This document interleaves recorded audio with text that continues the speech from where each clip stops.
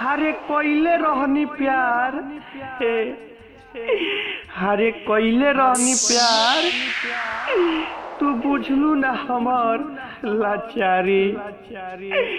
हरे कोइले रहनी प्यार अरे तू बुझलू ना हमर लाचारी। हरे हे करे जा हरे हे सोना तू हमके चल दिलू तू हमके चल दिलू धरा के। हरे हई लब वाला बीमारी हरे हई लब वाला बीमारी हे करे जा तू चल दिलू धरा के लब वाला बीमारी। हरे तो हेलो दोस्तों, आप सभी को फिर से स्वागत है मेरे शायरी वीडियो में। आप सब कैसे हैं? उम्मीद करते हैं कि अच्छे होंगे।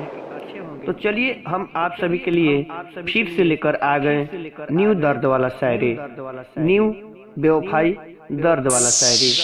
तो आप सब हमारे चैनल पर बने रहिए और हमारा शायरी अच्छा लगे तो वीडियो को लाइक और चैनल को सब्सक्राइब, साथ में बेल आइकन दबाना नहीं भूलिएगा ताकि कोई भी मैं नया वीडियो डालूं तो आप सभी के पास नोटिफिकेशन जरूर गिरे। तो चलिए हम आप सभी को टाइम वेस्ट ना करते हुए लेकर चलते हैं शायरी दुनिया में, न्यू दर्द वाला शायरी दुनिया में। एक से बढ़कर एक शायरी हम लेकर आते रहते हैं, इसलिए आप सब हमारे चैनल पे बने रहिए और हम आप सभी के लिए लेकर आते रहेंगे न्यू दर्द वाला शायरी, न्यू बेवफाई शायरी। तो चलिए आप सभी को समय वेस्ट ना करते हुए रेडी 1 2 शो। हरे कोइले रहनी प्यार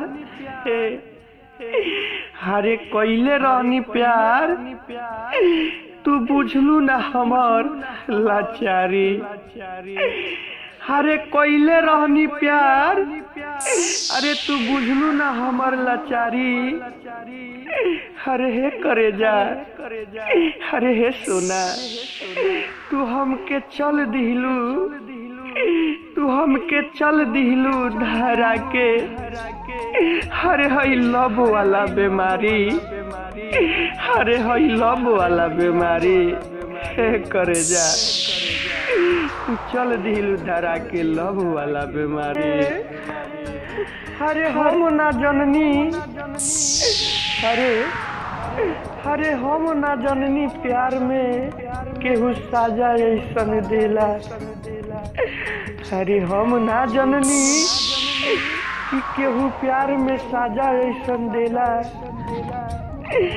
हरे केहू कहेला पगला आज हरे केहू कहेला पगला आज केहू गजेड़ी नसेड़ी कहेला। हरे केहू गजेड़ी नसेड़ी कहेला। हरे एगो से दिल लगा के हरे एगो से दिल लगा के तू दूसरा लगे गईले। हरे हमसे दिल लगा के तू दूसरा लगे गईले। हरे तोहरे जैसन छौड़ी हरे तोहरे जैसन छौड़ी प्यार के नाम बदनाम कइले। हरे प्यार के नाम बदनाम कइले हर जाई। हरे तोहरे जैसा लड़की प्यार के नाम बदनाम कइले बदनाम कइले। तो हेलो दोस्तों, आप सभी को हमारा शायरी कैसा लगा? अगर अच्छा लगा हुआ तो वीडियो को लाइक और चैनल को सब्सक्राइब, साथ में बेल आइकन दबाना नहीं भूलिएगा ताकि कोई भी मैं नया वीडियो डालूं तो आप सभी के पास नोटिफिकेशन जरूर गिरे। तो चलिए हम आप सभी के लिए रोज लेकर आते रहते हैं न्यू दर्द वाला शायरी।